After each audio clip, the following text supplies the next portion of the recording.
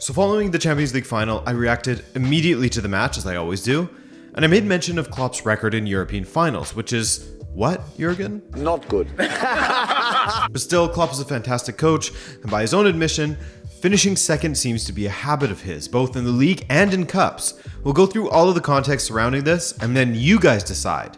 Does Klopp's habit of finishing in second affect his legacy, or is he just incredibly unlucky?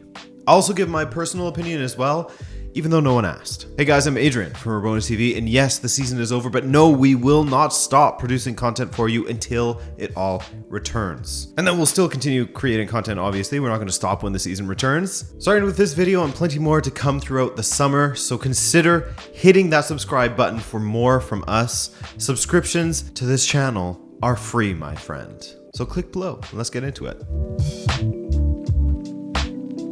After Liverpool put in a great performance in the Premier League with a stunning 92 points from 38 matches, that still wasn't good enough to finish top of the table, as Pep Guardiola and his band of league-winning freaks, I say that in a complimentary way, by the way, managed to finish 1 point better than Klopp's Liverpool. After the match, Klopp spoke to the media, and when asked about the fantastic performance that ultimately results in nothing, I mean, I know it sounds harsh, but it's true. You get nothing for second place, unless you want to point to the Champions League qualification. Fine, you got me there. But when asked about this massive effort with the points to show for it, but no accolades to show for it, Klopp replied, quote, "Finishing second is the story of my life. I'm still the record holder for not getting promoted in Germany with the highest points tally.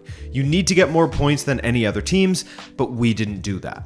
As you'll remember, Mainz is where Klopp got his big break as a coach. And hey, if you want to hear about how Klopp went from a player directly to a player manager role at Mainz and how he shaped his tactics and approach as a manager, then have I got the video for you, my friend, available now on the Rabona TV YouTube channel.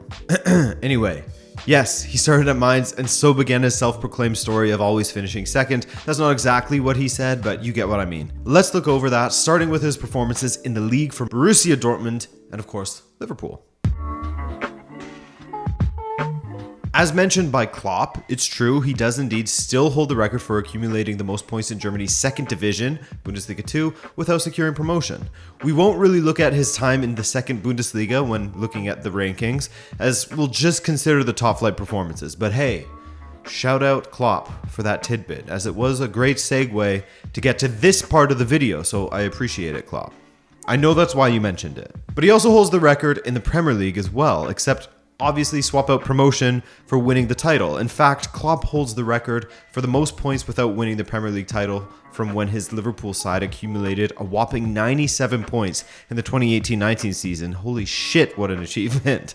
Too bad for them, Guardiola and his league points goblins snapped up 98. These guys feast on the Premier League points, I swear, they need it to live. By the way, the record for the most points in a single Premier League season is of course just 100. And I say just as in, look how close they came to equaling, rather than LOL, it's just 100 points, as if it's not an achievement, because obviously 100 points from 38 matches is insane from Guardiola and the Point Goblins. The previous record for the most points without winning was Manchester United in the 2011-12 season, where they finished on 89 points. So yes, that means that Jurgen Klopp holds the record at 97 points, as well as the second ranked point total, which is the 92 points that they picked up this season as well. So that's gotta hurt. He's number 1 and number 2 when it comes to most points without winning the title. He does not hold that record in Germany, however, as Thomas Tuchel actually holds the record for the most points despite finishing second, as he got 78 points in the 2015-16 season, behind Pep Guardiola's 88 with Bayern.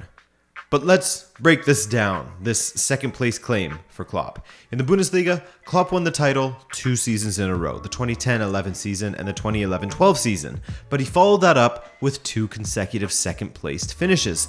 Once behind Jupp Heynckes and the other behind who else but Pep Guardiola. He is barely my assholes. When Klopp finished behind Heynckes, it wasn't even close, as that Bayern super team won the league by 25 points. And in the following season, Klopp's second place Dortmund was 19 points behind Guardiola's Bayern. So from 7 seasons with Dortmund, Klopp finished in first twice, second twice. His other finishes were 6th, 5th, and 7th in his final season. Coming to Liverpool, it was always going to be the case that they needed time to become worthy of winning the league, and that came in the 2019-20 season, but prior to that, they came close with that infamous 97-point campaign and second this past season. That's 2 second-place finishes in 7 seasons so far. I know some people will like to point out that the 2015-16 season wasn't a full one, and you are technically correct as he only took over in October of that season. So what do we call it? A 6.75 season or something like that. I feel for Klopp when it comes to his 2 second-place finishes in the Prem because they are 1 and 2 when it comes to the most points without winning the title. That's frustrating, as it definitely alters how some rival fans will view him.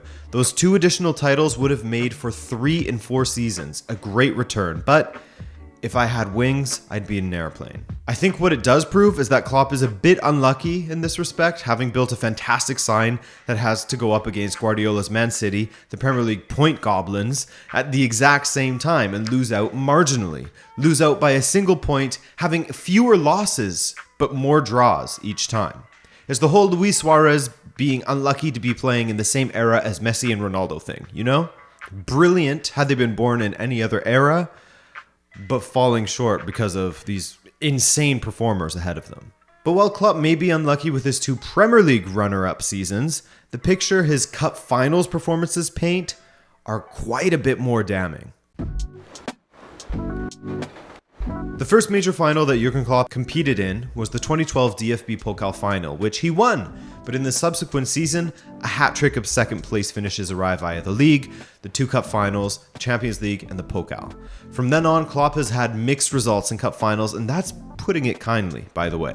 At Liverpool, he lost 2 finals in his first season, the League Cup and the Europa League. But for context's sake, considering what he inherited, I think it's fair to commend him for making those finals, in isolation of course, as they do ultimately contribute to a really poor finals record. Of the 19 finals he has competed in, and I will divide it up between major finals and Super Cups, he has played in 12 major cup finals and 7 Super Cups.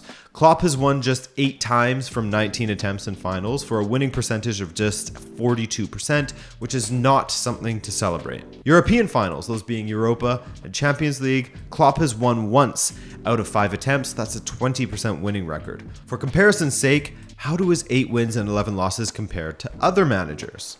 Well, his counterpart from this year's Champions League final, Carlo Ancelotti, has played in 22 finals, winning 17 and losing just 5.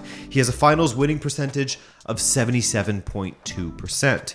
Pep Guardiola, he's played in 28 finals now, winning 22 and losing 6. The most high-profile loss was, of course, the 2021 Champions League final, while the others were a Copa del Rey to a certain Mourinho, and then 3 German Super Cups and a Community Shield. Nothing to really cry about. Super Cups are overrated anyways, right fellas? And Mourinho, speaking of Super Cups, the dude cannot win those.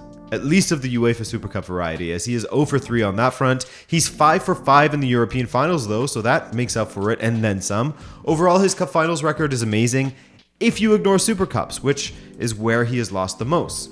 But the raw numbers, 17 wins and 12 losses. Again, I don't care about Super Cups or Community Shields myself, but it's got to be said. He has lost Super Cup matches 8 times. 8 of his 12 finals losses are Super Cups or Community Shields from UEFA, England, Spain, and Italy. Well, he has won 3 Super Cup titles. So Super Cup finals make up the majority of his losses and the absolute minority of his wins. So anyway, his overall winning percentage, including Super Cups, etc., is 58.6%. Those 8 Super Cups bringing down his record, as his only major titles lost are the 2018 FA Cup, 2013 Copa del Rey, and 2004 Portuguese Cup. If you care about Super Cups, then his record isn't great. If you don't, then it's fantastic. So you can see that Klopp in finals of any kind is not great, while Ancelotti and Guardiola are fantastic. Mourinho, when he's in a major final, he's likely to win it. When he's in a Super Cup, I mean, just bet on the other team.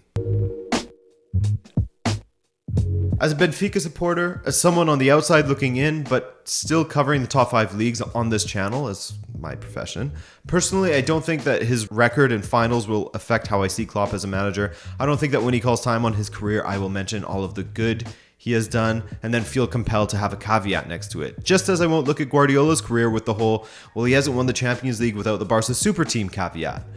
But that's just how I choose to view things as a whole. I'll look more to the great sides that Klopp has put together, their brand of football, his charisma, which has produced so many memorable moments on the sidelines and in the press room, and of course, the titles that he has managed to win as opposed to the ones that he hasn't.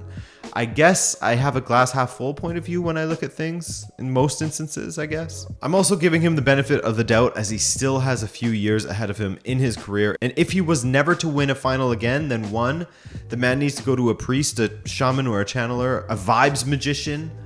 Hey man, in a world of made-up professions like YouTuber, I can absolutely make up a vibes magician. But yeah, if he is to not win another final, then maybe he is cursed or just a finals bottler, and that will force his way into how he's remembered. But again, I think overall he'll still be remembered more favorably than not. Just as despite the hard years recently for him, Mourinho is still viewed favorably, though that is kind of comparing apples to oranges, at least when talking about titles won. You know, Mourinho is on a whole other level when it comes to titles won. A whole other level compared to most managers. But what do you guys think about all of this? Does Klopp's unwanted finals record sway how you feel about his ability as a manager at all? Do you think it will affect how he will be remembered? Let me know in the comments. I look forward to all of your takes, but that's it for this video, fellas. My name is Adrian. If you enjoyed this, then leave a like as part of your review process and consider subscribing and joining this community if you haven't already. Beyond that, enjoy your week, and I'll see you soon for another video. Ciao.